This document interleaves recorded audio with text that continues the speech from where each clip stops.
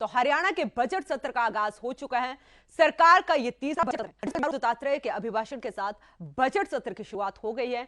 अभिभाषण के दौरान बंडारू दत्तात्रेय ने हरियाणा सरकार की उपलब्धियां गिनाई, तो यह भी कहा कि सरकार हर वर्ग के उत्थान के लिए काम कर रही है और पंक्ति में खड़े आखिरी व्यक्ति तक योजनाओं का लाभ पहुंचाना ही सरकार का लक्ष्य है। उन्होंने कहा कि सरकार ने क्षेत्रवाद और भाई भतीजेवाद से ऊपर उठकर हर वर्ग का समुचित विकास किया। नीति आयोग के एसडीजी इंडिया इंडेक्स 2020 और 2021 में हरियाणा देश के अग्रणी राज्यों में शामिल है।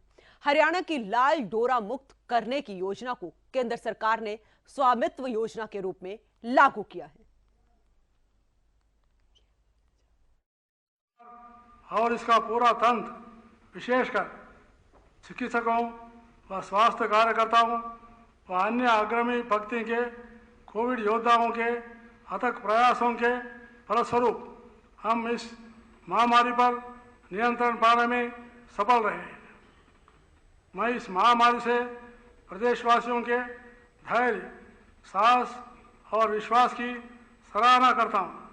अब हरियाणा विकास के लक्ष्यों और उद्देश्यों को प्राप्त करने के लिए तेजी से आगे बढ़ चला है।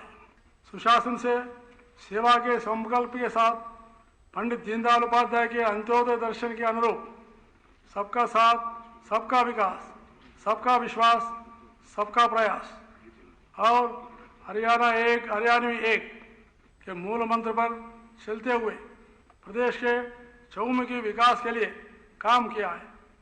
बाबा साहेब डॉक्टर भीमराव अंबेडकर ने कहा है कि आदर्श समाज वह है जो स्वतंत्रता, समानता और भाईचारे पर आधारित है, जिन्हें अन्य प्रदेशों व केंद्र सरकार ने अनुकरण किया है।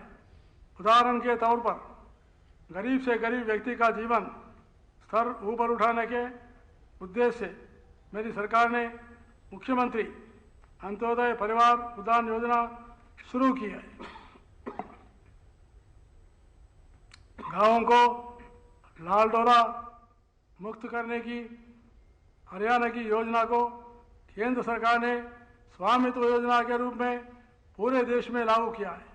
प्रदेश के कमजोर, गरीब व आम आदमी को भी आज प्रगति के लाभ मिल रहे हैं। सुशासन के लिए हमने आधुनिक तकनीकों का उपयोग करते हुए ई गवर्नेंस का रास्ता अपनाया है। शासन का सुशासन ज़्यादा, मैक्सिमम गवर्नेंस, मिनिमम गवर्नमेंट को सुनिश्चित करने के लिए कृषि, उद्योग, स्वास्थ्य, शिक्षा, सामाजिक सुरक्षा आदि हर क्षेत्र में ई गवर्नेंस की नई पहले की है। सरकार द्वारा दी जाने वाली पाई सही लाभार्थी तक पहुंचाने और फर्जीवाड़ी पर अंकुश लगाने के उद्देश्य से सभी सामाजिक सुरक्षा पेंशन, सब्सिडी और वित्तीय सहायता के लिए डीबीटी सुविधा शुरू की गई है। परिवार पहचान पत्र पोर्टल पर लगभग 11 लाख परिवारों की पहचान कर ली गई है, जिनकी वार्षिक आय 1.80 लाख रुपए से कम या उसके बराबर है।